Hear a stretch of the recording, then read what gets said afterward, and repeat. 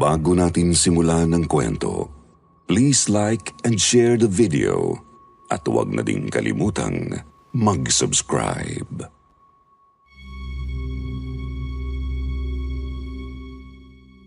Magandang araw sa mga tagapakinig at sa iyo, Sir Jupiter.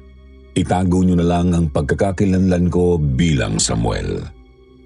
Nakapunta na rin ho ba kayo ng Fort Santiago? Ano ba ang karanasan niyo? Ako kasi kakaiba ang sumalubong sa akin doon at yun ang laman ng kwento ko ngayon. Makinig kayong mabuti. Hindi ito pananakot pero sana magsilbing aral din sa mga nanonood sa channel na ito. Taong 1990s pa ito, Sir Jupiter. Third year college ako. Dahil sa pagkahilig ko sa iba't ibang mga bagay na may kinalaman sa history, nag-ipon ako para sa pagbisita ko sa Fort Santiago. Marami naman akong nababasang artikulo tungkol dito sa mga libro kaya na-curious ako. Nang makarating doon, hindi ko na talaga pinalampas ang oras, Sir Jupiter. Agad akong nagtungo sa Fort Santiago. Kakaiba ang naramdaman ko nang makalapit ako sa may entrance pa lang. May kakaibang aurang sumalubong sa akin bigla. Hindi ko naman ito masyadong pinagtuunan ng pansin. Akma na sana akong dederetso sa loob nang biglang may malamig na kamay ang dumapo sa braso ko. Pagkatingin ko roon, nangunot ang noo ko nang makita ang isang musmusing batang lalaki na may hawak na 3 bote ng mineral water. Inis akong nagtanong sa kanya kung ano ang kanyang pakay sa akin. Napapahiyaman, nilakasan niya ang loob at sinabing bumili raw ako ng binebenta niyang tubig. Pang-almusal lang daw sana. Hindi sa pagiging maarte, Sir Jupiter, pero hindi ako bumibili ng mga tinda sa gilid-gilid. Baka kung ano na kasi ang mga nilalagay sa kanilang mga tinda at malason pa ako. Hindi ko rin alam kung malinis bang tubig na yun at hindi basta kinuha lang kung saan. Lalo't hindi selyado ang takip ng bote. Malaki ang gastos kapag na-ospital. At dadalhin nila ang konsensya na kanila namang i-deny para makapagtinda sa iba. Nag-iingat lang ho ako, Sir Jupiter. Hindi naman yun panghuhusga. Nakangiti kong tinanggihan ang bata at sinabing may tubig pa ako. Wala rin akong barya sa mga oras na yon. Pinilit naman ako ng bata. Nagmamakaawa siya sa akin dahil wala pa raw siyang kain pati na rin ang kanyang ina. Ilang araw na raw silang nagtitiis ng gutom. Maawain ako, Sir Jupiter, pero kung minsan napapaisip din ako na baka ginagamit lang ang pamamalimos sa mga kalokohang bagay. Droga o ano pa yan. Pero nag-offer ako sa kanya na bibigyan ko na lang siya ng pera pambili ng pagkain dahil hindi ako bumibili sa mga tindang gilid-gilid lang. Baka nga kasi may kung ano yun at magkaproblema pa ako. Malayo pa naman ako sa pamilya. Hindi ko naman inaasahan na didibdibin yun ng bata at naggalit siya sa akin. Mata pobre! Ang hirap sa mga tulad nyo. Marumi ang tingin nyo sa mga tulad naming nagdinegosyo tapos magbibigay kayo ng pera dahil naaawa kayo. Pagkatapos niyang sabihin yun, umalis na siya, Sir Jupiter. Tinaasan ko lang siya ng kilay at ngumingising pumasok sa loob. Bumili ako ng tiket at nagpasama sa isang tourist guide para ipasyal ako. Panay ang kwento ng tourist guide sa akin na itatago ko na lang sa pangalang Aria. Kung saan-saan niya ako dinala. Nakikinig lang ako sa kanya. Talagang napapahanga ako sa kasaysayan ng Fort Santiago, Sir Jupiter. Nang dumating kami sa White Cross, nakaramdam ako ng kakaiba.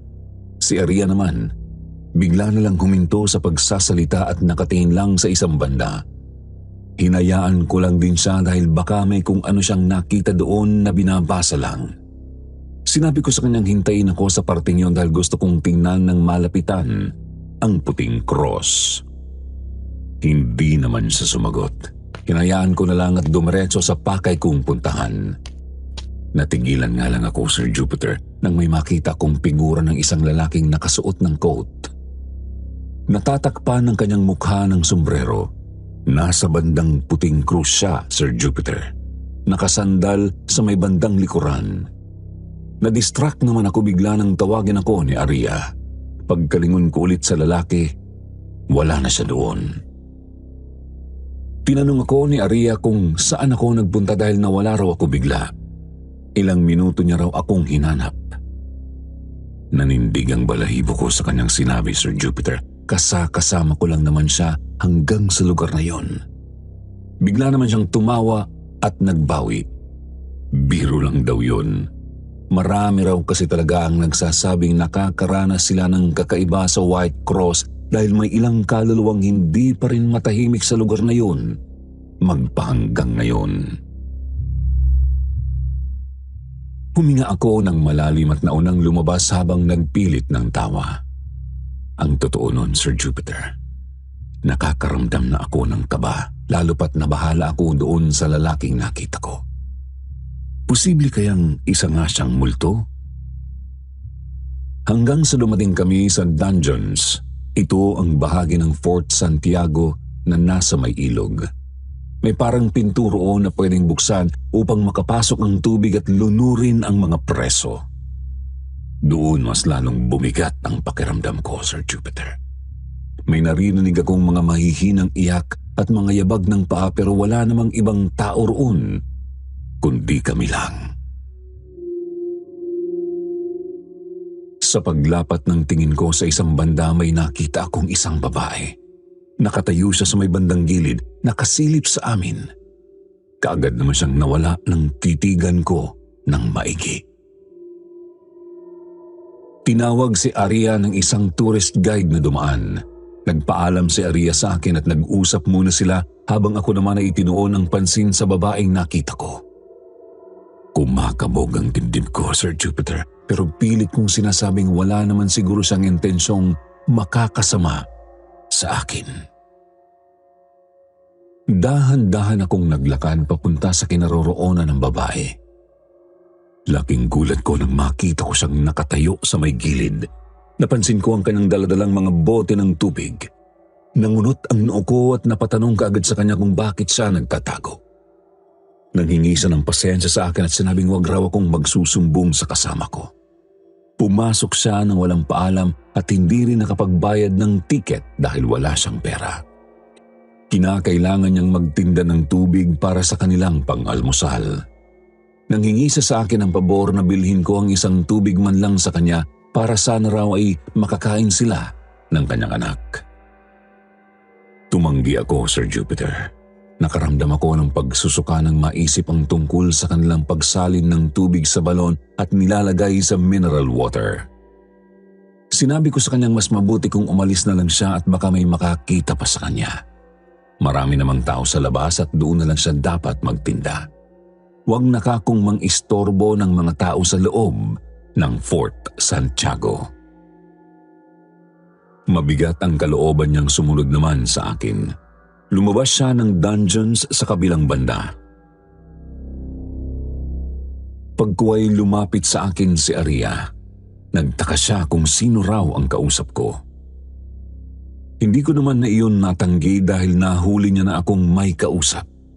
Ipinaalam ko na lang sa kanya ang tungkol sa babaeng nagtitinda ng mineral water at kung saan siya dumaan para makaalis. Kunot noong sinundan ni Aria ang kamay kong nakaturo sa direksyon. Pagkuway nagsalita siya. Wala naman hong daanan dyan, sir. Dito lang hubandang lagusan palabas ng dungeon. Nagitla ako, Sir Jupiter. Binawi ko na lang ito sa tao at sinabi sa kanyang nadali ko rin siya. Pareho kaming nagtawanan bago umalis. Habang naglalakad kami palabas, napansin ko ang kanyang pagiging tahimik. Yung bang may malalim siyang iniisip. Hindi ko natiis at napatanong ako sa kanya kung bakit naging ganoon siya bigla. Huminga siya ng malalim bago nagkwento. Ayon sa kanya, sa loob ng halos 3 taon niyang pagtatrabaho sa Fort Santiago, wala raw araw na hindi siya nakakarinig tungkol sa mga kababalaghan sa loob lalo na sa dungeon. Kung minsan siya na rin ang nakakarinig ng mga hindi kaaya-ayang sigaw at ungol ng mga taong nanghihingi ng tulong. Napalunok ako. Nanuot sa mga buto ko ang takot na naramdaman ko mula sa kwento ni Aria. Dahil sa halos kinain na kami ng oras, nagpasya akong pumunta sa hotel na pinag-check-inan ko. Sinabi ko kay Aria na babalik ako sa susunod na araw. Kahit naman kasi may kakaibang pakiramdam, hindi naman nababaon sa kawalan ang kuryosidad ko sa lugar. Pagkarating ko sa hotel, kaagad din naman akong inasikaso ng mga staff. Kinuha nila ang mga importanteng impormasyon para makumpirma ang booking ko sa araw na yon.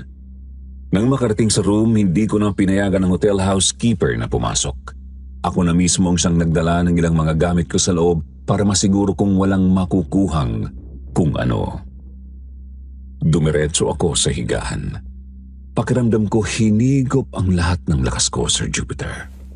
Nang tumama ang ulo ko sa unan, narinig ko ang pag-crack ng tila bote ng mineral water. Kaagad din naman akong bumangon at tiningnan ito. Nagitla ako nang makita ang mineral water na walang laman sa ilalim ng unan. Nangunot ang noo ko, kaagad akong tumawag sa telepono para i-report ang tungkol sa pagiging burara ng kung sino mang pumasok sa kwartong binayaran ko ng pagkalaki-laki. Ayaw ko talaga sa lahat, Sir Jupiter, hindi perpektong trabaho, lalo na kapag sa hotel o anumang accommodation. Dumating ang hotel housekeeper at kaagad itong nanghingi ng tawad sa akin. Galit na galit ako kasi nang buksan ko ang pinto, hindi ako nagsalita. Nakakrus ang mga braso ko sa dibdib na pinagbasdan siyang kunin ang bote at inayos ang higaan ko. Nang palabas na sana siya, pinigilan ko at diniin ko sa kanyang ayus-ayusin ang trabaho dahil makakaapekto iyon sa serbisyo ng mismong hotel. Napalunok siya at tumango.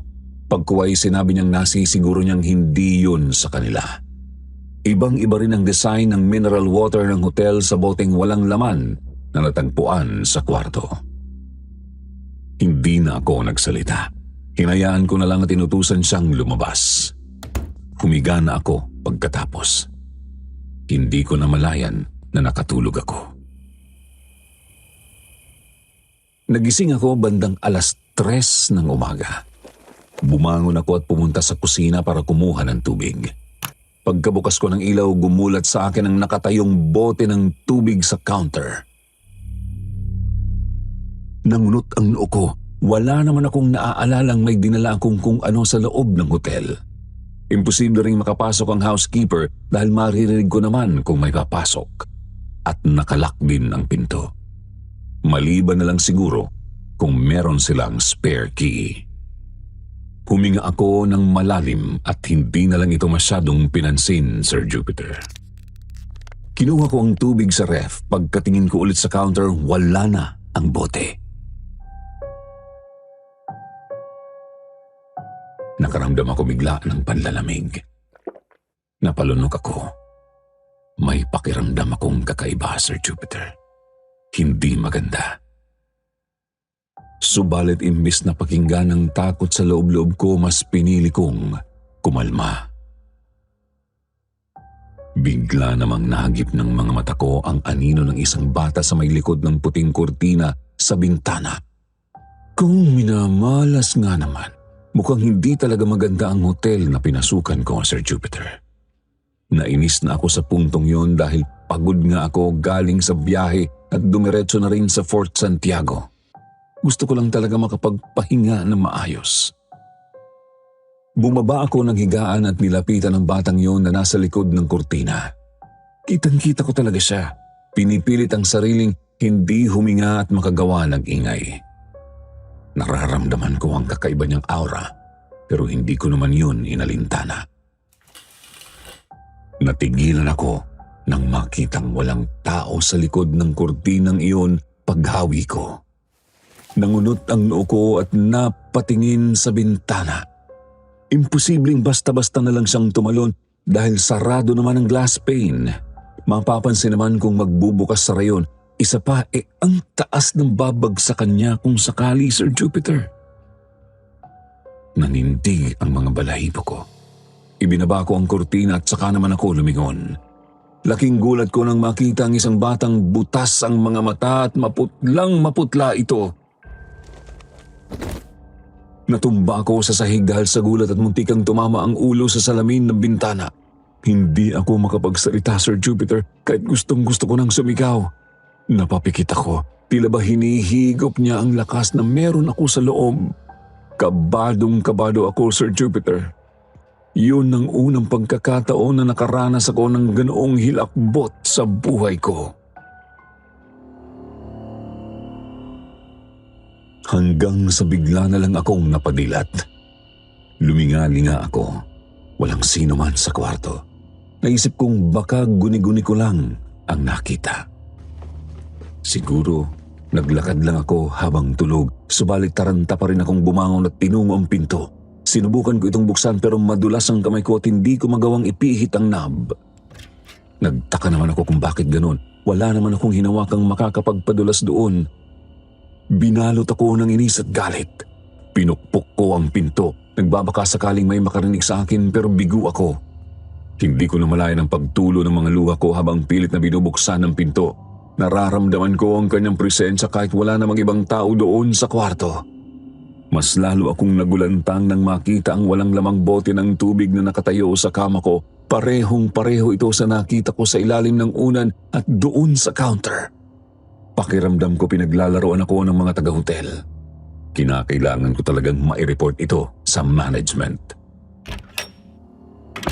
Nang mabuksan ko ang pinto, dali-dali akong nagpunta sa front desk at dinamba ang counter.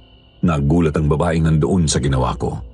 Galit ko namang sinabi sa kanyang kalokohang ginagawa ng kung sinong housekeeper sa kwarto ko. Nagdemanda akong tawagin ang naka-assign sa room na yun dahil hindi talaga ako papayag hanggat hindi siya nahuhuli. Papaaminin ko siya. Kaagad namang tinawag ang hotel housekeeper na naka-assign sa akin, panay ang kanyang tanggi tungkol sa ginawa niya. Wala pang CCTV o kung anumang magpapatunay ng mga ebidensya ng mga panahong yon, Sir Jupiter, kung kaya't mahirap makapaglapat ng patunay. Ang nangyari nang hingi na lang siya ng tawad sa akin kahit hindi naman daw niya yun kasalanan. Hindi naman ako nakaramdam ng konsensya, Sir Jupiter. Malakas ang loob kong siya ang may gawa nun. Pagkatapos masettle ng lahat, naghanda na ako para bumalik sa Fort Santiago.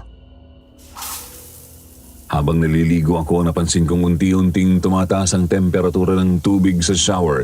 Hindi ko ito binigyang pansin noong una pero doon ako napatalo ng bigla akong mapaso sa mukha. Kung minamalas nga naman. Sa inis ko, hindi ko na tinapos ang pagligo at diretso na akong nagbihis. Inis kong sinigaw-sigawan ng front desk manager at kahit anong klase ng pagdepensa niya sa sarili ay hindi ko pinakinggan. Nawalan ako ng pakialam at respeto, Sir Jupiter, dahil sa kanilang nakakaumay na management ng hotel. Umalis ako kaagad doon at naghanap ng alternatibong titirahan. Mabuti na nga lang at kaagad din naman akong nakahanap. Pagkatapos doon, dumiretso ako sa Fort Santiago para kahit papaano maibsan ang sama ng pakiramdam ko, Sir Jupiter. Subalit hindi ko naman inaasahan na mas lalo pa palang papangit ang araw ko. Nakasalubong ko na naman ang batang lalaki na nagtitinda ng mineral water. Nilapitan niya na naman ako at ginulo. Pinilit niya na naman akong bumili ng kanyang tindang tubig. May pagmamakaawa sa kanyang mata at panayang kalabit sa akin.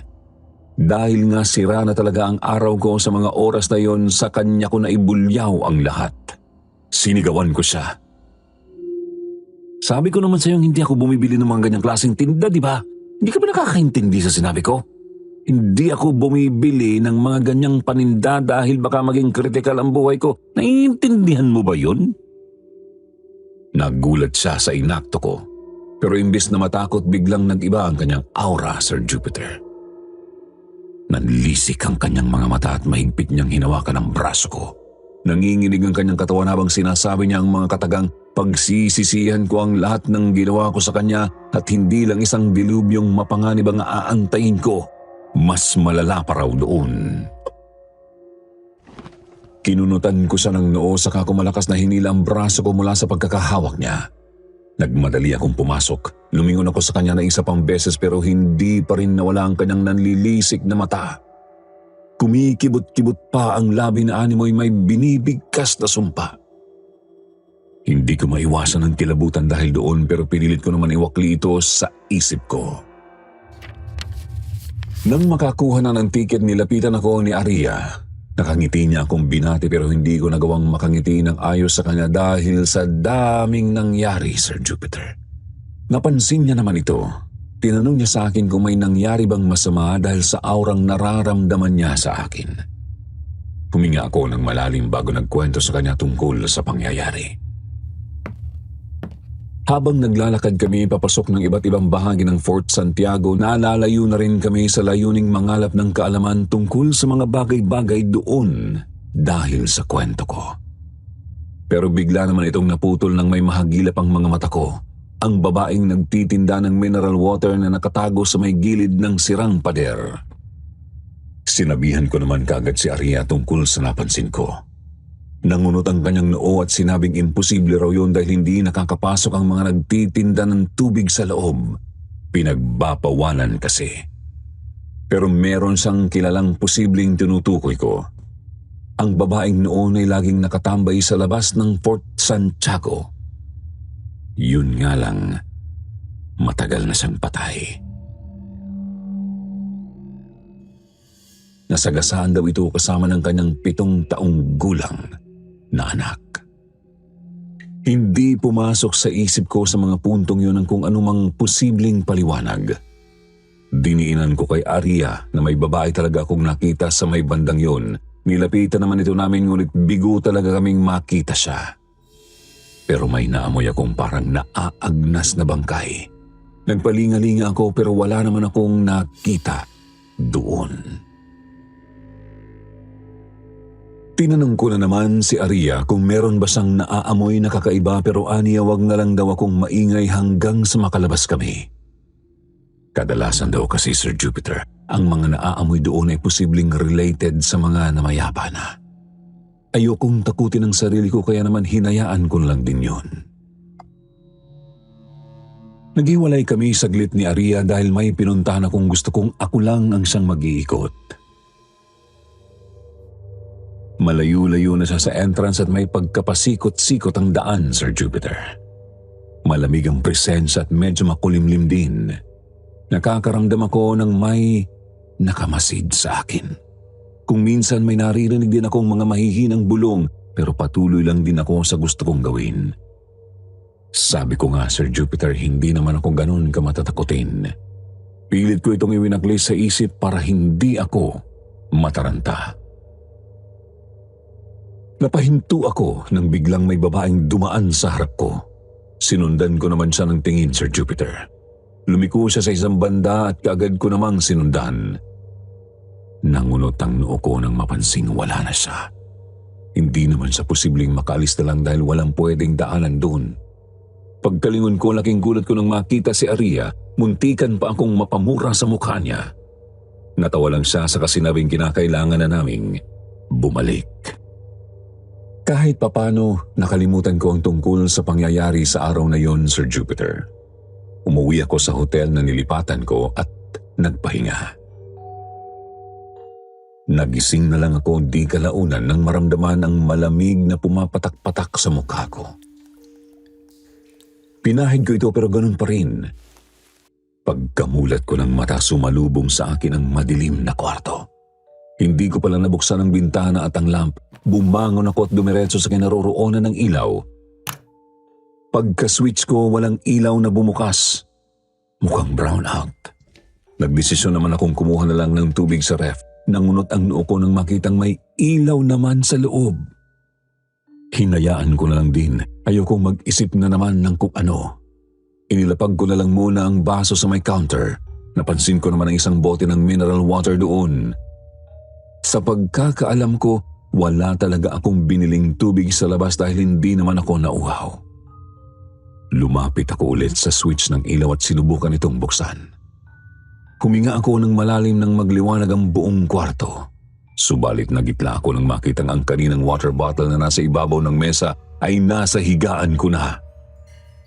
Napansin ko rin na may patak-patak ang ibabaw ng kama. Pagkatingin ko sa taas, wala naman akong napansin na kung anong posibleng panggalingan ng basa o anuman. Nilapitan ko ang higaan at kinuha ko ang boteng yon.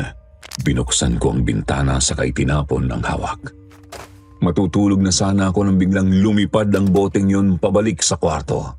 Kaagad ko namang tiningnan kung meron bang tao sa baba pero wala akong nakitang sino man. Huminga ako ng malalim. Napamura na lang sa loob dahil sa inis. Pagkahiga ko sa kama, nakaramdam ako ng lamig at mabigat sa tabi ko. Nandoon din ang amoy ng tila na aagnas. Napansin ko rin ang pagtulo ng kung anong likido sa mukha ko. Pagkapahid ko, pansin kong tubig ito. Puro. Wala naman akong nakitang kung ano sa kisame, Sir Jupiter, dahil doon inireport ko ito sa hotel housekeeper. Pati rin siya ay nagtaka dahil sa basang iyon. Sigurado naman daw siyang yun ang pinakaunang araw na may ganon sa loob ng kanilang hotel. Kaagad siyang tumawag ng tulong sa manager para marisolba kaagad ang problema, pero sinabi kong mas makabubuti kung palilipasin na muna ito hanggang kinabukasan. Natulog na lang ako sa may sofa. Sa kalagitnaan ng pagtulog ko, naramdaman ko bigla ang malamig na kamay na gumapang sa dibdib ko papunta sa lieg at diretso ako nitong sinakal. Nang pumiglas ako, Sir Jupiter, sinubukan kong buksan ang mga mata ko pero hindi ko magawa. Tila nakaglu ang mga talukap ko. Dumagundong ang dibdib ko nang marinig ko ang makapanindig balahibong bulong ng batang lalaki. "Tubig ho kayo." Kasunod nito ang pagbungis-ngis niya na tila demonyong natutuwa sa paghihirap ng isang tao. Mas lalo akong nagpumiglas, Sir Jupiter. Nararamdaman ko na ang pamamanhid ng katawan ko at panghihina. Tila ba anumang oras ay mawawalan ako ng buhay. Sinubukan kong magdasal pero hindi ko magawang makapagsalita o makapag-isip man lang ng maayos. Mas lalo pa akong nilalamon ng takot nang maramdaman ko ang malamig na kamay sa may paanan ko. Tumulo ang mga luha ko. Hindi ko alam kung bakit yun nangyayari sa akin. Hindi ko rin alam kung bakit ako ang siyang pinupunteriya ng kung anumang nilalang na bumabagabag sa akin. Makalipas ang ilang minutong pagpupumiglas, nakaramdam ako ng mariing sampal sa pisngi. Doon ko nagawang makahinga at nabuksan ko rin ang mga mata ko. Napatingin ako sa paligid. Walang ibang tao doon maliban sa hotel housekeeper. Sinabi niya sa aking ilang minuto niya na raw akong sinusubukang gisingin pero hindi raw ako gumagalaw. Kita niyang namumutla raw ang leeg ko at may nakita rin daw siyang bakas ng kamay sa may bandang leeg ko. Nakita niya ang pagpupumiglas ko dahil sa mga ugat na bumabakat na sa katawan.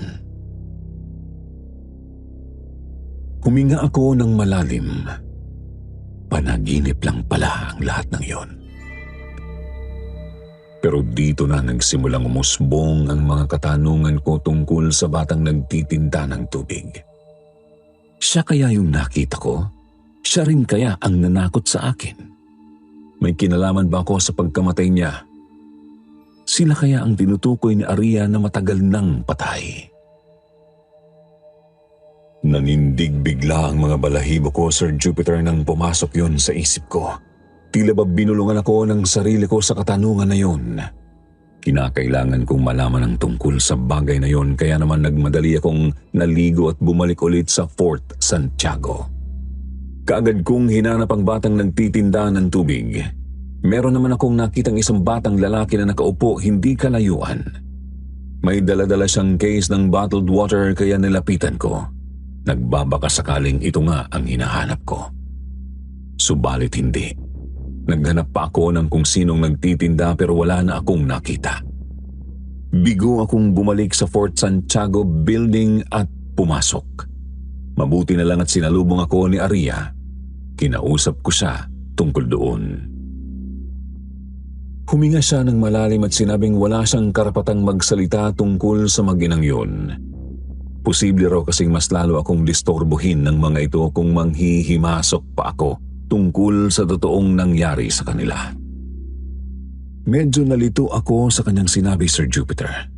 Sinabi niya kasing na-aksidente ang mag-ina pero parang may mali. Nagising ang kuryosidad ko sa kanyang sinabi kaya naman nagpumilit akong magsalita siya. Ngunit sadyang ayaw na ayaw itong gawin ni Aria dahil nga ayaw niya akong madamay sa kung anuman ang posibleng mangyari. Hindi ko na siya pinilit dahil doon. Umuwi na lang din ako ng hotel. Pagkabukas ko ng elevator may nakita akong batang lalaking nakatalikod. Nang makapasok ako at sumarado ito, doon ko lang napansin na wala palang refleksyon ng batang kasama ko sa loob. Nagitla ako sa nasaksihan pero sinubukan kong hindi magpanik at umaktong normal. Ngunit mas lalo naman akong kinain ng kaba nang gumalaw siya at dahan-dahang tumingin sa akin.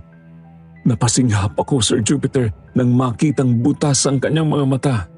Nanghina ako ng sobra at nanginginig na napadaos-dos sa sahig. Nagdasal akong sana naman ay tigilan na ako ng mga nilalang na bumabagabag sa akin. Tumigil ang elevator at nagbukas ito. Doon nawala bigla ang bata. Nang may pumasok na tao doon ako nagmakaawang tulungan ako dahil hindi ako tinatantanan ng mga nilalang. Kinunutan niya ako ng noo at nagtanong kung ano ba ang problema. Isinalaysay ko naman ang lahat. Tumawa siya. Aniya meron talagang isang bata doon sa hotel na mahilig mang prank at baka iyon ang siyang nakita ko kanina. Pero hindi ako pwedeng magkamali, Sir Jupiter. Imposible ang kanyang sinasabi. Talagang kita kong walang refleksyon ang batang yun at hindi talaga maaaring maging prank lang yun. Napalunok ako. Hindi ko gustong mamilit ng tao. Nanginginig ang katawan kong lumabas at nagdiretso sa kwarto ko. Pagkapasok ko sa loob, sinalubong ako ng babaeng nakatalikod, nakapilig ang kanyang ulo ng bahagya at nakaharap sa bintana. Nasa bandang pinto siya, Sir Jupiter. Nanginginig akong tinapik siya mula sa likuran. Pagkalikod niya, doon ako muntikang mamatay dahil sa takot. Butas rin ang kanyang mga mata. Hindi ako masyadong pamilyar sa kanyang mukha, Sir Jupiter, at hindi ko alam kung bakit ako ang siyang tinatarget ng mga ito. Nagsimulang lumapit ang babae sa akin at nanghihingi ito ng tulong para raw sa hustisyang hindi nila nakuha sa loob ng ilang taon na. Napasandal na ako sa pinto, Sir Jupiter, at lumuluhang nagmakaawang tigilan na ako. Hindi ko na kaya, subalit kahit ano pang pagmamakaawa ko, hindi naman ako nito tinigilan. Sumigaw ako ng sumigaw pero walang nakakarinig o kahit man lang sana kumatok para tingnan ako kung ano ang nangyayari. Sa loob ng ilang minutong pagsisigaw ko nang hina ako, Sir Jupiter, at bigla na lang nawalan ng malay.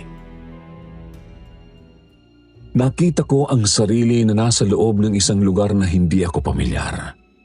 Napatingin ako sa paligid. Maliwalas ito, walang taong makikita halos sa paligid. Naglakad-lakad ako hanggang sa makarating sa isang bahagi, kung saan daang-daang tao ang nakita kong nakapaloob sa isang maliit na selda. Lahat sila kawawa ang mga mukha at kitang-kita sa kanila ang gutom at paghihirap. May isang batang lalaki na dumaan at ibinigay nito ng pasimple ang kanyang daldalang tubig na nakasilid sa maliliit na supot. Nangunot ang noo ko nang makilala ang kanyang mukha. Ang batang palaging nangungulit sa akin na bumili ng kanyang paninda. Kaagad na nagkamayaw ang mga tao sa loob. Nakikipagagawan sa tubig na kanyang ibinigay sa kanila. Pagkuway tumakbo siya ng mabilis na tila ba may tinatakasan. Pinagmasdan ko ang mga taong umiyak dahil sa kanilang pagtikim ng tubig. Aaminin ko, Sir Jupiter, nakaramdam ako ng kurot sa loob nang makita ko yun pero pilit ko namang binaliwala. Sinundan ko ang bata kung saan siya tumakbo. Hindi ko maintindihan at maipaliwanag ang lugar, Sir Jupiter, para siyang bahagi lang ng mga lugar gaya ng pader o selta. Tapos pagkaliko ko sa isang banda, nakita ko ang isang maliit na bahay. Nakita kong pumasok ang batang yon sa loob. Laking gulat ko nang makita ang babaeng nagtitinda rin ng tubig. Hinalikan niya ang bata ng nakangiti at tinanong kung nagawa ba nitong makapagtinda. Nagsinungaling ang bata at sinabing oo. Pero nang makitang kaunti lang ang nakuha nitong pera, biglang nagalit ang ina at sinaktan niya ng paulit-ulit ang bata hanggang sa mapahiga at mamilipit na ito sa sahig. Gusto kong tumulong at sabihin huwag na itong gawin dahil mabuti naman ang kanyang ginawa. Subalit nagulat ako nang bigla siyang bulyawan ng kanyang ina. Aniya walang ibang tutulong sa mga may salang iyon kundi sarili lang nila. Kaya kahit pa may mga inosente sa loob, walang dapat siyang ikaawa sa kanila dahil pare-pareho lang din namang nagtrabaho sa layuning puno ng galit. Hindi nag-isip ng mabuti ang mga yon, kabilang na ang kanyang asawa. Dapat daw sana'y wala siyang problema kung inabandona niya na lang ang kanyang anak at ang kanyang ama noon pa man. Biglang napunta sa akin ang kanyang mga tingin, Sir Jupiter. Napasinghap ako nang makita ang kanyang mga matang na mula at unti-unting lumapad ang ngiti. Sumunod naman ang bata. Nanlaki ang kanyang mga mata at unti-unti ring lumapad ang kanyang ngiti. Kaagad akong umatras at sinubukang makatakbo pero sadyang hindi gumalaw ang paa ko. Yun ang tipong gusto ko na talagang tumakas pero ayaw na ayaw makisama ng katawan ko. Nagsimula silang lumapit sa akin, Sir Jupiter. Halos lamunin na ako ng kaba. Pawis na ako, hingal na hingal at halos mamatay na sa takot. Gusto kong magdasal, Sir Jupiter, pero hindi ko magawang makita ang mga letra ng debosyon. Lumapit sila ng lumapit sa akin, umaalingaw-ngaw ang kanilang tinig na sinasabing dapat akong bumili ng tubig nila para sa ikabubuhay nilang mag-ama. Sumigaw ako para sana pagbantaan sila pero walang boses na lumabas sa bibig ko. Napaluha na lang ako, Sir Jupiter, nang tuluyan na nila akong mahawakan. Natunaw ako sa sobrang kaba. Mabuti na lang at nagising ako. Nagising ako sa sunod-sunod na katok sa pinto. Malakas, pawis na pawis akong bumangon at kaagad ko itong binuksan. Subalit, wala namang tao. Isinara ko na naman ang pinto, akma na sana akong aalis nang marinig ko na naman ang sunod-sunod na katok. Napamura na ako, Sir Jupiter. Hindi ko alam kung dapat na ba akong matakot o mainis. Naalala ko na naman ang pangyayaring yun kanina. Halos nang lamig ako pero pinilit ko itong ibaon at ayokong isipin na totoo ang lahat ng nakikita ko. Nanginginig akong dumiretso sa maliit na kusina at kumuha ng tubig na maiinom pagkuway humarap ako sa salamin. Laking gulat ko nang makita ang refleksyon ng babaeng walang mata doon na nakatayo sa likuran ko pero pagkalingon ko wala naman tao. Nababaliw na ako. Yun ang pumasok sa isip ko sa mga oras na yun, Sir Jupiter. Kailangan kong magpatingin sa doktor at manghingi ng tulong sa kung ano ang posibleng gawin. Ayaw magpatinag ng kung sino mang demonyong katok ng katok sa pinto. Palakas ito ng palakas. Gusto kong murahin ang kung sino mang mahuhuli kong gumagawa ng mga prank kuno. Hindi nakakatuwa. Mabilis ko itong nilapitan at binuksan. Tumambad sa akin ang isang hotel housekeeper na lalaki. Siya ang nabulyawan ko at nagtataka naman siyang napatanong kung ano ba ang kanyang nagawang mali. Gayong kararating niya lang daw. Sinabi ko sa kanya na alam kong siya ang katok ng katok sa may pinto at ayaw lang talagang umamin. Talagang pinanindigan ng hotel housekeeper ang kanyang mga salita at sinabing kahit na i-report pa siya, meron namang makakapagtestigo na nasa ibang lugar siya nang magsimula ang pagkatok. Hindi na ako nakipagtalo, Sir Jupiter. Hinayaan ko na lang siya sa kanyang pakay gawin sa loob ng kwarto. Kung iniisip niyong hindi ako natatakot sa mga nakikita ko, sa totoo lang, Sir Jupiter, sinusubukan ko lang itong ibaon at huwag masyadong isipin. Pero naisip kong baka mas lalo akong mapahamak kung hindi ako lalapit at kakatok ng tulong, kaya naman nagdesisyon akong sabihin sa hotel housekeeper ang tungkol sa nararanasan ko. Nakinig naman siya sa akin habang naglilinis. Pagkatapos huminga siya ng malalim at tiningnan ako ng seryoso bago nagsabing, "Hindi ka baliw, sir. Totoo ang nangyayari sa'yo." Nanayo ang balahibo ko sa kanyang pagkumpirma, Sir Jupiter. Aniya ang mag-inang nakilala ko sa Fort Santiago ay matagal nang patay.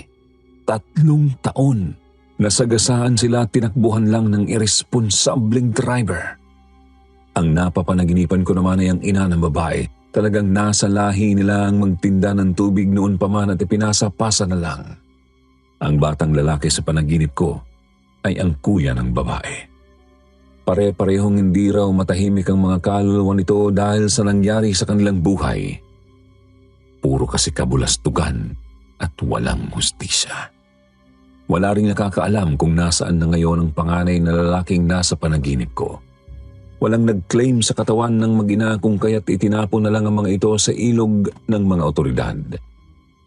Yun lang daw kasi ang kanilang solusyon na naisip.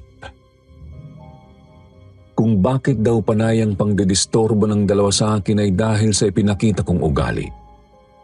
Ang gusto lang din naman nila ay matulungan ang mga tao pero hindi naman sila binibigyang pansin. Pagod na ang kanilang kaluluwa sa totoo lang. At nararamdaman niya na raw ang kanilang lungkot tuwing pumupunta siya ng Fort Santiago. Kadalasang nandoon din daw ang kanilang mga kaluluwa dahil doon naglalaro ang batang lalaki. Nang matapos ang aming pag-uusap, nagpasya akong bumalik sa Fort Santiago at humingi ng tulong kay Aria para kahit papaano ay magkaroon din ako ng gabay sa pagresolba ng kasong ito. Sinabi niya sa akin na mas mabuti kung may kakilalang pari na maaaring magsagawa ng exorcism sa lugar para sa pagpapatahimik ng mga kaluluwa ng mag-ina. Naisip ko rin yun, ngunit bago ako lumabas ng Fort Santiago, nagpasama na muna ako kay Aria papunta sa dungeons at sa White Cross. Doon ko na naman naramdaman ang kakaibang lamig. Nararamdaman ko ang kanilang presensya. Sinabi sa akin ni Aria na kung hindi ako komportable sa lugar ay pwede na kaming bumalik pero hindi ako pumayag. Kinakailangan ko silang tulungan at ang paghingi na rin ng tawad ang isang gusto kong gawin. Sinabi ko kay Aria na hayaan na muna akong mag-isa doon at manghihingi na lang ako ng tulong kung kinakailangan na. Nag-alinlangan naman siyang tumango bago umalis. Pagkaalis mismo ni Aria, naramdaman kong may malamig na kamay ang dumapo sa braso ko. Pagkatingin ko rito, kitang-kita ko ang maputlang kamay, subalit nang tingnan ko sa likod, wala akong nakitang tao. Malamig na malamig ang presensya sa loob. Makapanindig balahibo ang umaalingaw-ngaw na bungisngis. May sari-saring ingay ding naririnig pero hindi ko sigurado kung totoo bang naririnig ko yun o sadyang nasa isip ko lang. Sinubukan kong hanapin sa loob ng dungeon kahit na kumakabog ang dibdib ko. Kakaiba ang pakiramdam. May nakamasid sa akin sa paligid pero hindi ko matukoy kung nasaan sila mismo. Ilang sandali lang, may nakita akong aninong dumaan sa isang banda. Isang bata. Sinundan ko naman siya pero mabilis din siyang naglaho. Hindi ko nasundan. Pinahaba ko ang presensya ko, Sir Jupiter, at naglakad-lakad na muna. Nagbabaka sakaling makasalubong ko ang isa sa mga hinahanap ko. Alam kong hindi ako expert sa ganitong klase ng mga sitwasyon pero handa kong tumulong kung kinakailangan din nila. Bigla akong napahinto nang makita ang isang figura ng babae sa may entrance ng dungeon. Hindi ko na ito pinalagpas at kaagad siyang nilapitan, subalit bigo rin akong nakita siya pagkalapit ko. Hindi ako pwedeng sumuko na lang basta-basta. Kinakailangan ko siyang mahanap sa madaling panahon. Baka siya na mismo ang hinahanap ko. Kahit na anong pagbalik-balik doon sa lugar, hindi ko talaga sila nagawang makaharap. Wala akong nagawa kundi ang umuwi na lang. Tila normal naman ang lahat nang pumasok ako sa hotel pero hindi ko naman inaasahan na naghihintay pala ang kababalaghan sa loob ng kwarto ko. Sinalubong ako ng isang hotel housekeeper at sinabing rinig na rinig daw nila ang nakakakilabot na kalabog sa loob at wala ni isang nakapagbukas ng pinto. Nagtaka naman ako. Sinubukan ko naman ito at sa kabutihang palad na gawa ko namang buksan. Laking gulat ko nang makita ang mga gamit kong nakakalat sa sahig at sa ilang bahagi ng kwarto. May ilan pang mga basa at may tila na patakan ng dugo. Kaagad kong tinawag ang housekeeper na nag-aantay sa labas, pati siya hindi makapaniwala sa kanyang nakita. Tiningnan ko isa-isa ang mga gamit ko, subalit ang isa sa mga nakakuha ng pansin ko ay ang nakatuping maliit na papel sa ibabaw ng kama. Binuksan ko ito. Nastatwa ako bigla, Sir Jupiter, nang mabasa ko ang nakasulat. Hustisya. Hindi ko alam kung bakit pero kinilabutan ako doon. Hindi ko masasabing totoo yun at baka may kung sino lang talagang naglagay pero ramdam ko ang negatibong presensya ng note na yon. Nanghina ako lalo nang makita ang mukhang bahagyang nakasilip sa ilalim ng kama. Napasigaw ako sa takot at sinabi sa housekeeper na tingnan ang ilalim ng kamang yun, subalit pagkatingin namin, wala na ito. Hindi na ako mapakali, Sir Jupiter. Matindi ang kabog ng dibdib ko. Namamawis ako, nanghihina at may pakiramdam na hindi ko maintindihan. Umikot ang aking paningin, Sir Jupiter. Pagkatapos noon, hindi ko na alam ang sumunod na pangyayari. Ang tangi ko na lang naalala, Sir Jupiter, ay nagising ako pero wala akong kontrol sa sarili kong katawan. Tila ba may gumagamit nito na ibang tao? Gusto ko mang sumigaw mula sa loob pero para akong nakatago sa isang maliit na selda habang nakabusal. Hindi ako makapagsalita. Ramdam ko ang kabog ng dibdib ko pero mabilis ito at halos hindi matigil. Napakainit sa loob, Sir Jupiter. Hindi normal na init. Basta ang hirap talagang ipaliwanag. Nakita ko ang housekeeper na panayang dial sa telepono. Humihingi ng tulong siguro dahil biglaan na lang akong bumulagta sa sahig. Pagkalapit ko sa kanya, narinig ko ang sariling humahalakhak ng nakakakilabot at nag-crack din ang mga buto ko. Ramdam ko ang sakit, Sir Jupiter. Pero wala akong magawa kundi ang umiyak na lang sa loob. Natauhan akong may nakasapi sa akin. Hindi ko kontrolado ang sarili ko. Nakita ko ang takot sa housekeeper at agad siyang tumakbo. Hinabol siya ng katawan kong hindi ko pa rin kontrolado. Hindi ko na kaya ang lahat, Sir Jupiter. Kinakailangan kong lumaban pero hindi ko alam kung paano ba. Nilalamon ako ng panghihina at pakiramdam ko ay lulubog na rin ako sa kamatayan. Kinakailangan kong makahingi ng tulong. Sinubukan ko ang lahat ng kung anong posible kong magawa, Sir Jupiter, hanggang sa ilang tao na rin ang nakakita sa akin.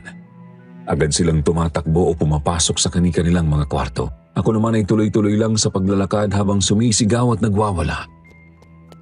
Mabilis siya kung kumilos. Naririnig ko naman ang sarili ko sa tuwing gusto kong lumaban. Paunti-unti. Alam kong yun ang pagkakataon. Nang sa wakas ay magawa kong makabawi, sinikap kong makasigaw ng tulong. Napansin ako ng guard sa hallway. Kaagad niya akong nilapitan, subalit akma na sana siyang sasaktan ng sumasapi sa katawan ko. Mabuti na lang at nakabawi ang guard kaagad at sinikap niyang makapagradyo sa ilan niyang kasamahan sa hotel. Pagko ay dumating ng 2 pang security guard at tinulungan nila kaming makontrol ako. Ang isang staff naman tumawag ng tulong sa pinakamalapit na simbahan. Hindi nagtagal dumating ang pari. Bumalik na naman sa kontrol ko ang masamang espiritu at nakipagtalo ako sa kanya. Hindi pa nga nagsisimula ang kanyang dapat gawin, pinipilit niya ang baliin ang halos buong katawan ko. Sasama siya sa impyerno! Sasama siya sa impyerno! Mga madaya kayo! Yun ang siyang narinig ko sa sarili habang dinudura-duraan ang pari sa harap ko. Walang emosyong bumalot sa pari, basta na lang siyang huminga ng malalim at hinawakan ang noo ko. May kung ano siyang ibinulong na mas lalong nagpangalit ng galit na sumasapi sa akin. Sinabi kong hindi siya titigil hanggat walang nakukuhang kaluluwa na hindi maaari niyang dalhin sa kung nasaan sila sa kasalukuyan. Hindi ko na alam ang mga sumunod na pangyayari, Sir Jupiter, dahil nabalot na ng dilim ang buong paligid. Tanging naririnig ko na lang ay ang matinding sigaw at pagmamakaawa. Pumasok din sa isip ko ang tungkol sa mga inosenteng pinatay sa dungeon, ang ilang mga bangkay na nakita lang sa may lugar na yon pagkatapos ng digmaan. Makalipas ang ilang araw natagpuan ko ang sarili sa ospital. Nagulat ako nang makita si Aria sa tabi ng kama ko. Aniya ilang araw na raw akong nandoon at mabuti na lang at nagawa ko pang magising. Ramdam ko pa rin ang sakit ng katawan. Pero hindi naman ganun katindi. Napatanong ako sa kanya kung ano ba ang nangyari at paano niya rin nalaman na nandoon ako sa ospital. Sabi niya pumunta raw ang isang pari doon sa Fort Santiago para gawin ang dapat sa dalawang kaluluwang hindi matahimik. Ang mag-ina. Sila raw talaga ang sumapi sa akin. Nagkaroon siya ng kutob na ako ang siyang pinuntirya ng mga ito kaya naman kaagad na siyang sumama nang umalis si Father. Mabuti na lang din at hindi ganun kalala ang nangyayari. Napatanong ako sa kanya tungkol sa mga taong nasaktan sa loob ng hotel. Aniya wala naman daw nangyaring kritikal sa kanilang lahat. Himalaring wala silang maalala tungkol sa nangyari at yun na rin daw ang importante. Ilang araw pa akong nanatili sa ospital, Sir Jupiter, pero kahit ganoon hindi na ako nakaramdam ng kakaiba. Wala nang bumabagabag sa akin kahit papaano. Sabi naman ni Aria, siguradong nakatawid na rin sila sa kung saan man sila dapat patutungo. Nang makalabas na ako, dinala ko si Aria sa probinsya at ipinakilala sa mga magulang ko. Hindi na ako nagdalawang isip na ligawan siya at bigyan ng pagkakataon ng sariling magmahal din ng isang babae. Hindi naman sa pagiging Sir Jupiter, pero parang nagpapasalamat ako sa pangyayaring yun. Hindi ko lang basta nakilala ang babaeng nagpatibok ng puso ko pero natuto rin akong maging isang mabuting tao. Kahit papaano nagkaroon din ako ng leksyon sa sarili, Sir Jupiter. Hanggang sa kasalukuyan, meron pa rin naman akong naririnig ng mga kwento-kwento tungkol sa mga nagpaparamdam sa Fort Santiago. Hindi ko alam kung ano ba talaga ang kanilang pakay. Gusto ba nilang ipaalala sa ating lahat ang kanilang paghihirap? O sadyang hanggang ngayon ay hindi nila makita ang daan patungo sa kanilang katahimikan. Makasaysayan ang kwentong kanilang naranasan sa loob ng ilang taong pagpapahirap sa kanila. Hindi ko lubos maisip ang kanilang dinanas na paghihirap sa loob ng dungeon at inantay na lang ang kanilang pagkamatay habang nagugutom, nauuhaw at nagmamakaawang makita ang kanilang pamilya sa huling pagkakataon. Naway may nakuha kayong aral sa kwentong ito, Sir Jupiter. Hanggang dito na lang muna ang lahat. Mag-ingat po kayo palagi, mga ka-SB. At ngayon naman, eto na ang ating Christmas edition shoutout portion. Shoutout at Merry Christmas kay Marie SB, Jane Boyboy, Virginia Belay, Rodrigo Miguel Arseno, Nori Balderrama Abaroa, Sunny Arquero, Lizelle Tabanyag, Jihan Salapudin, Valentina Esquilio, at Yen Pamposa. Siyempre, may special shoutout tayo kay Eileen Higa, listener na nasa Japan. Mahilig daw siya sa mga horror stories. Salamat sa iyong suporta. Sa mga hindi po nabanggit, kayo naman ang babatiin namin sa susunod. Huwag niyo pong kalimutang mag-reply sa ating shoutout box na nasa comment section para ma-shoutout ang mga pangalan niyo. Muli po mula sa bumubuo ng kwentong Takip Silim, Sitio Pangil at Sitio Bangungot. Ito ang inyong lingkod, Jupiter Torres, nagpapasalamat. Merry Christmas!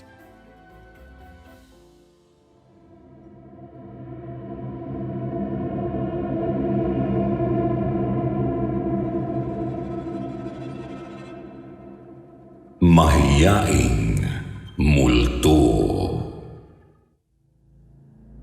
Hello po sa mga kapareho kong avid listeners ng Sitio Bangungot. Magandang araw po sa inyo, lalong-lalo na sa Sitio Bangungot team na nasa likod ng very successful ninyong horror channel. Araw-araw po akong nakaabang at nakikinig sa inyong channel. The best po kasi ang channel nyo kaya na-addict na rin akong makinig sa mga kwento dito. Ako po si Jenny at ang kwentong nais kong i-share ay nangyari noong 1995. Karanasan po ito ng Kuya Robert ko. Nakatira kami noon sa Quezon City. Nasa first year college pa ako noon at si Kuya Robert naman na panganay sa aming magkakapatid ay nagtatrabaho sa isang bangko sa Cubao. Hindi ko na po babanggitin ang pangalan ng bangko. Middle income lang ang pamilya namin at 2 na lang kaming nag-aaral. Nasa high school naman ang bunso naming kapatid. Masasabi kong pinalaki kaming may good moral values ng aming mga magulang. Si Kuya Robert po ay may girlfriend na katrabaho din niya sa bangko. Tawagin na lang natin siyang Nicole. Almost 1 year na silang mag-steady ng kuya ko. Sabi ni Kuya, first boyfriend daw siya nito. Si Nicole ay yung tipong palabihis at mahilig sa makeup at palaayos sa sarili. Kung tutuusin, para silang day and night kung tawagin dahil simple lang ang style ni Kuya. Super introvert siya. Hindi ko nga alam kung paano niyang napaibig si Nicole. Magkasundo at very sweet naman sila at madalas ding dinadala ni Kuya sa amin si Nicole. Hindi lang pag may okasyon kundi pag dinner or weekends din. Halos kapamilya na nga namin siya. Sa aming pagkwekwentuhan, nalaman naming nag-iisang anak lang daw siya at maagang naulila sa ina. Ang father naman niya ay nagtatrabaho bilang project engineer sa isang construction firm sa Canada. Base sa nakita ko sa kanya, sunod sa luho si Nicole. Confident, masayahin din siya at sabi nga ni Kuya Robert, never a dull moment pag magkasama sila. Nagmamaneho rin si Nicole ng isang Toyota Corolla. Hindi nga lang daw siya marunong magpalit ng gulong. Minsan ginabi raw siya sa trabaho at napunan niyang flat tire yung isang gulong ng kotse niya. Tinawagan niya si Kuya at nagpahatid siya sa bahay nila. Usually sabi ng Kuya ko hindi raw siya inaanyayahan ni Nicole sa loob ng bahay at hanggang gate lang daw siya kadalasan kasi nakakotse si Nicole pag pumapasok siya sa bangko. Ngunit ng gabing yun, sabi ni Kuya, parang napilitan siyang anyayahan ni Nicole sa loob ng kanilang bahay. Habang naghahanda raw ng late dinner nila si Nicole, nagtitingin-tingin si Kuya sa mga framed pictures na nakadisplay sa sala. Hindi naman daw kalakihan ang bahay ni Nicole, may simpleng kaayusan din ang sala at may mga dekorasyon naman daw ang bahay. Malinis at maayos daw ang loob ng bahay. May isa sa mga pictures na nakadisplay sa dingding ang napansin daw ng Kuya ko. Larawan daw yun ni Nicole noong baby pa. Kandung siya ng kanyang ina at ang papa niya ay nasa bandang likuran ng mama niya. May isa pang batang babaeng mga 14 na taon na raw sa tansya ng Kuya ko.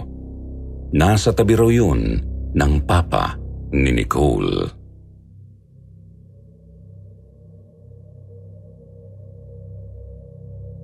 Habang nakatayo raw siya sa sala, naramdaman niyang may nagmamasid sa kanya. Nasa labas ito ng bintana sa tabi ng mga halamanan. Babae raw ito na may mahabang buhok na halos tumatabing na sa mukha nito. Naudlot daw ang pagkilates ni Kuya sa babae nang tawagin siya ni Nicole para kumain na ng dinner. Muling tiningnan ni Kuya ang babae pero wala na raw ito.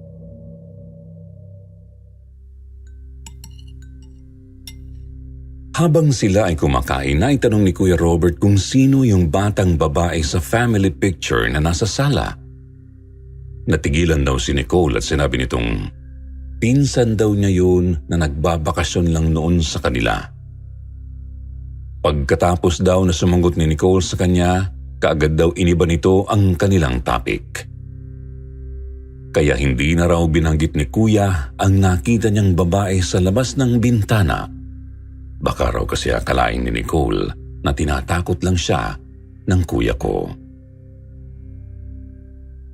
Isang araw, hindi raw nakapasok si Nicole dahil nilagnat, kaya binisita siya ng kuya ko sa bahay nila. Nagbilin pa raw siyang dalhan ni kuya ng mga pink roses na nakalagay sa flower vase. Nadatnan ni kuya si Nicole na nakahiga sa sofa. Naupo raw agad si kuya sa tabi ni Nicole. Habang nag-uusap daw sila, nakita na naman niya ang babaeng may mahabang buhok na nakatayo sa kusina. Nasa bandang ulunan daw ito ni Nicole kaya si kuya lang ang nakakita sa babae. Nakatingin daw ang babae sa kuya ko.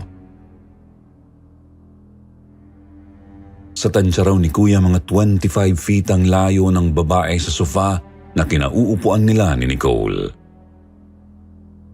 Napagmasdan daw niyang mabuti ang mukha ng babae. Ang kaliwang mata raw nito ay kulay puti lang na parang bulag at ang kalahati ng mukha ay halos natutuklap na ang balat. Ang leeg at mga braso raw nito ay parang natutunaw dahil nakalaylay ang balat nito. Kahit na may mahaba itong buhok, manipis at halos nakakalbo na ang ibang parte ng ulo nito. Nakaduster na pambahay lang daw ang babae. Tatanungin sana ni Kuya si Nicole kung sino yung nakita niya sa kusina pero kaagad naman daw nawala ang babae. Kinilabutan na raw si Kuya ng mga sandaling yun. Lihim siyang natakot at hindi niya lubos maisip kung siya ba ay namamalikmata lang o totoo ang kanyang nasaksihan. Matapos daw niyang painumin ng gamot si Nicole ay nagpaalam na siya. Hindi pa rin maalis sa isip niya ang kanyang nasaksihan sa bahay ng girlfriend niya.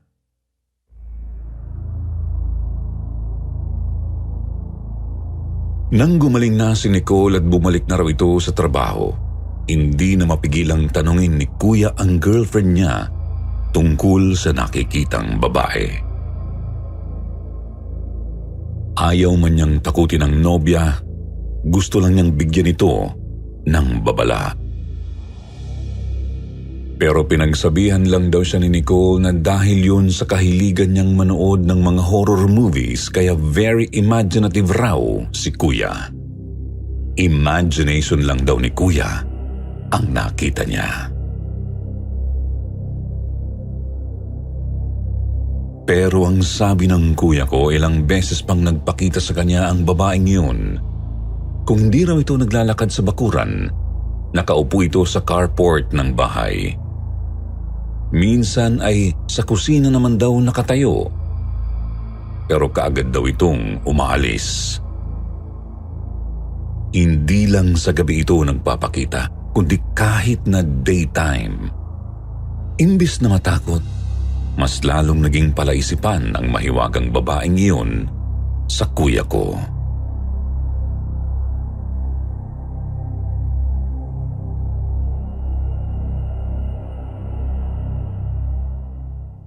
Multo nga ba ito o imagination lamang? Ito raw ang madalas itanong ni Kuya sa sarili niya. Wala naman siyang third eye o psychic powers, kaya kung ano man daw ito, nagsimula na siyang mabagabag. Kaya kusa na siyang gumawa ng paraan at nagmasid sa labas ng bahay ni Nicole. Parang stalker siyang nagmatyag. Ipinarada niya sa kabilang kanto ang kotse at pasikretong nagmanman. Sa matyaga raw niyang paghihintay, lumabas din ang mahiwagang babae mula sa likod bahay at nagmamadali itong dumaan sa hardin pagkatapos ay muling pumasok sa bahay. Gulat na gulat daw siya nang makitang dumaan sa pintuan ng babae at hindi tumagos. Kaya buo ang paniniwala ng kuya ko na hindi yun multo. Pero nadagdagan ang tanong niya sa isip kung kaano-ano raw ng nobya niya ang babaeng yun. Naghintay pa raw ng tamang pagkakataon si Kuya Robert at sa kanilang first year anniversary bilang magkasintahan, inaya niya si Nicole na mag-dinner date sa isang mamahalin at sikat na steakhouse sa Makati. Sinundo raw ni Kuya ang nobya niya sa bahay nito at nang matapos ang dinner ay nanood naman sila ng sine. Malalim na ang gabi nang magpasya silang umuwi. Inihatid niya si Nicole sa bahay nito at inanyayahan pa siyang magkape. Habang sila ay nag-uusap sa sala, napatayo raw ang kuya ko dahil nakita niya sa kusina ang mahiwagang babae na inakala niyang multo ng oras na yun. Mabilis daw ang mga pangyayari. Nilapitan niya ang babae na akmang papasok na sana sa kwartong nasa tabi lang ng kusina. Hinawakan daw niya ito sa balikat at kinausap. Nagmamadali naman daw na sumunod si Nicole sa kanya at kinausap din ang babae. Sinabihan daw ito ni Nicole na pumasok na sa kwarto. Doon na raw tinanong ng kuya ko si Nicole kung sino ang babaeng yun at ano ang nangyari sa kanya.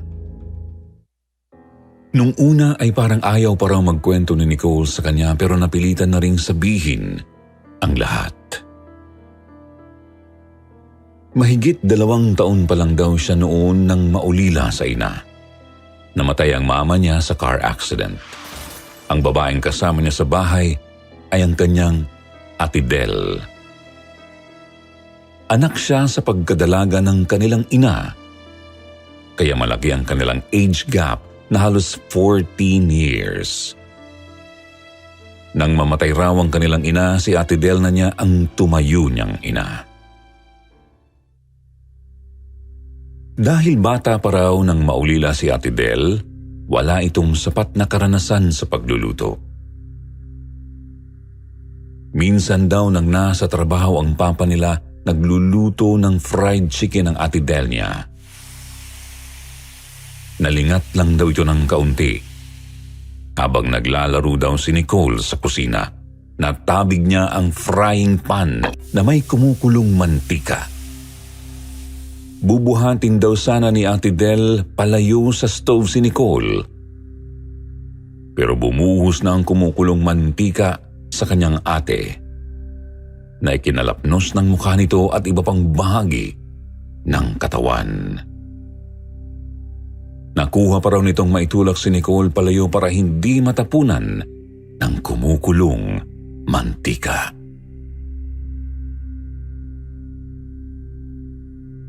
Halos mawalan daw noon ng malay ang kanyang Ate Del dahil sa sakit ng mga sugat. Pero pinilit nitong gumapang para humingi ng saklolo sa kapitbahay. Ang isinisigaw pa raw nito sa mga kapitbahay ay bantayan ang kapatid niya na si Nicole. Sa pangyayaring yun, at dahil daw sa malaking pinsala sa balat ng kapatid ni Nicole, hindi na naibalik ang dati nitong itsura. Naging dahilan daw yun ng pagkabulag ng kaliwa nitong mata. Matapos daw ang masakit na insidenteng yun, ikinahiya na ni Del ang kanyang sarili at hindi na siya nagpatuloy ng pag-aaral. Ang kanilang ama naman daw ay nagtrabaho sa Canada para masustentuhan niya at mabigyan ng magandang kinabukasan ang kanyang 2 anak. Hindi man daw tunay na anak ng papa ni Nicole ang kanyang Ate Del. Ibinigay pa rin daw ng ama ni Nicole ang mga pangangailangan nito tulad ng gamot at pagpapaaral. Pero minabuti na lang daw ni Ate Del na huwag nang pumasok sa school dahil baka mabuli lang siya at pagtawanan ng mga kapwa-estudyante. Nagkaroon din daw ng matinding depresyon at self-pity ang kanyang ate Del. Lumaki daw si Nicole na pinagsisilbihan siya ng kanyang nakatatandang kapatid sa ina, kaya katulong ang trato niya sa kanyang ate Del. Ikinahiya at itinago rin niya ito sa kanyang mga close friends. Si Kuya Robert po ang nagsilbing daan para maibalik ni Nicole ang respeto sa kanyang kapatid na nagligtas sa kanya noong bata pa siya. Ipinaalala ni Kuya sa kanyang nobya na kung hindi dahil dito, siya sana ang may ganoong mukha. Ngunit dahil sa pagmamahal ni Ate Del kay Nicole, pinili niyang iligtas ang kapatid at pinagtiisan niya ng napakahabang panahon ang magkaroon ng ganoong kapansanan kahit siya ay pinagtawanan at nilibak ng mga tao.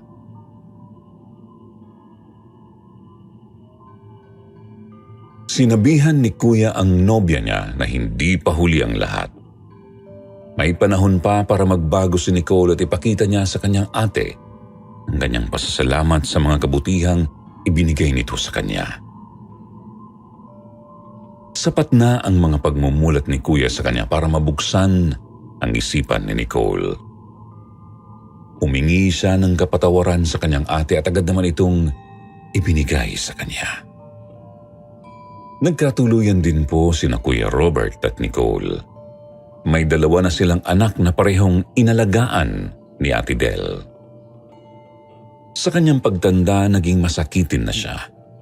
3 taon na po siyang namamayapa. Sadyang masalimuot ang buhay. Sino magsasabing ang pagpapakita pala ng inakalang mahiyaing multo kay Kuya Robert ang siya palang magiging dahilan para maiayos ang nasirang relasyon ng magkapatid. Iilan na lang ba ang katulad ni Ate Del sa panahong ito? Bibihira na lang siguro kung meron man na labis magmahal, pinalimutan ang sariling kapakanan para lang magbigay ng pagmamahal at pag-aaro. Bahay ni Kamatayan.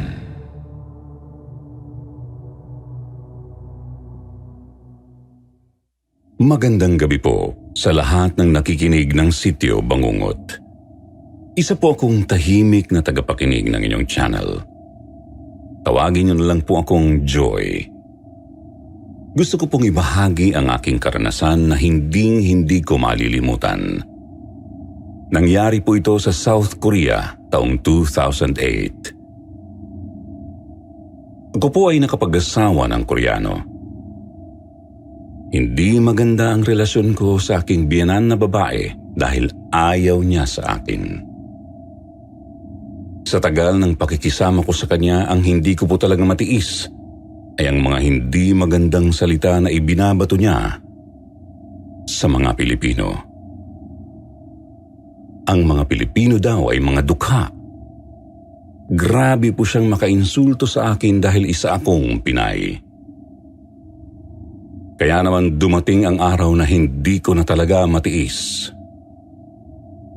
Nagpasya akong humiwalay ng bahay ng palihim. Balak ko kapag nakakuha ng bahay gagawin ko itong pahingahan kapag masama ang aking loob. Ang asawa ko naman ay walang magawa sa ginagawa ng nanay niya sa akin dahil sunod-sunuran lang siya sa kanyang ina. Kinausap ko ang aking kaibigan na si Ellie. Nagpapatulong akong makahanap ng bahay na pwedeng maupahan. Kinabukasan, nagbalita agad siya na meron ng nakitang bahay. Natuwa ako, kaya pumayag ako agad. Nagbigay agad ako ng paunang bayad. Ipapakita daw niya sa akin ang bahay na nahanap niya.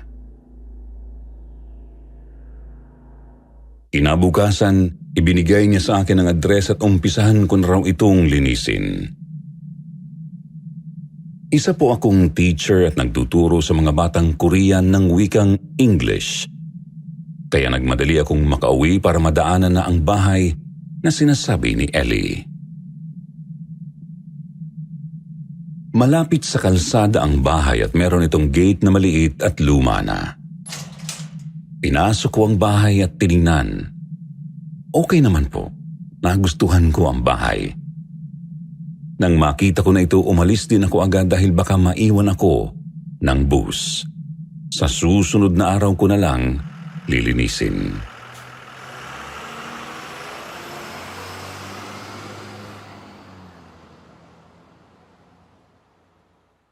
Isang linggo na akong naghahakot ng gamit ng paunti-unti. Kada punta ko sa bahay na yon ay sinasabayan ko ng paglilinis. Habang ako ay naglilinis, napansin kong meron pala itong kwarto na nakalak. Pero nang sinubukan kong tingnan, kakaiba ang nararamdaman ko sa kwartong yun. Habang nandun ako sa bahay na yun, parang may nagsasabi sa akin na ikutin ko ang buong bahay hanggang likod. Kaya naman habang ako ay naglilinis, nagdala ako ng kaset na magpapatugtog ng gospel songs. Malakas akong nagpatugtog habang naglilinis pero hindi ako mapalagay sa tuwing ako ay mag-uumpisa sa dapat kong gawin. Meron talagang nagtutulak sa akin na ikutin ko ang paligid, kaya naman kapag ganoon ang nararamdaman ko, alam kong dapat ko itong gawin. Dahil kailangan kong malaman kung bakit may nararamdaman akong kakaiba sa paligid.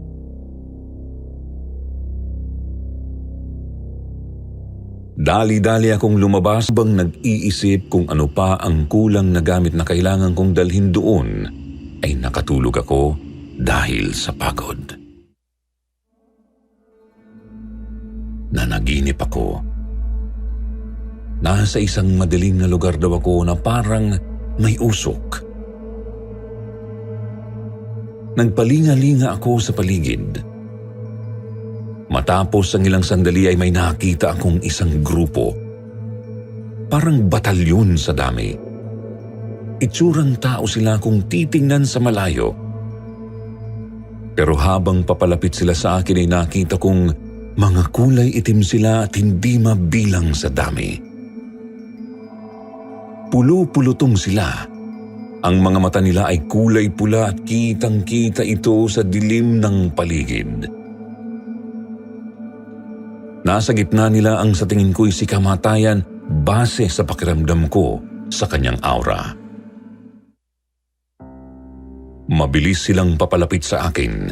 Nang malapit na sila ay agad na nag-utos ang kamatayan na yun sa mga kasamahan niya.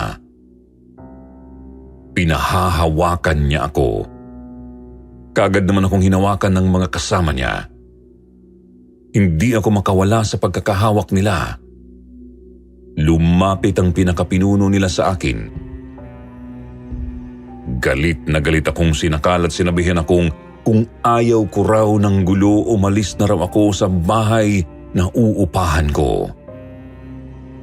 Ang bahay daw kasi na yun ay sa kanila. Doon daw sila tumitira. Matagal na raw sila doon. Pag-aari daw nila ang lugar na yun. Binalaan nila ako na kung gusto ko pang mabuhay ng matagal, umalis na raw ako sa bahay na yon. Napakalakas po nila, Sir Jupiter. Ramdam ko ang lakas nila. Tanging mga batikang manggagamot lang ang makakatapat nila. Nagising akong uhaw na uhaw at pawisan. Napagdesisyonan ko na hindi na tumuloy pang tumira sa bahay na yun. Napagalaman ko rin na dati pala itong abandonadong ospital. Kaya siguro pinamahayan na ng mga elemento. Dito ko na po tatapusin ang aking kwento, Sir Jupiter. Marami pong salamat sa pagbasa ng ipinadala kong kwento. Naway marami pa po kayong matulungan kasi sa simpleng pagbabahagi po namin ng kwentong karanasan ay gumagaan ang aming loob. God bless po sa ating lahat. Mag-ingat po kayo palagi. 10 ng iyong mga kasamahan.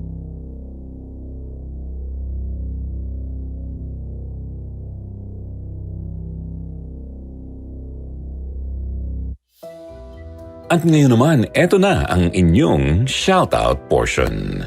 Shoutout kay Cheche Hintiles, Lay Mendoza, May Roland Pino, Lani Gagarin, Richelle Cato, Shirley Carillo, Jean Impas, Athena Lee, Mayumi Makisig, Dara Navi, Nori Gargar, Rogelio Parayaw, Conchita Diagan, Tayo Starks, Filipina Espinola at kay Manchester.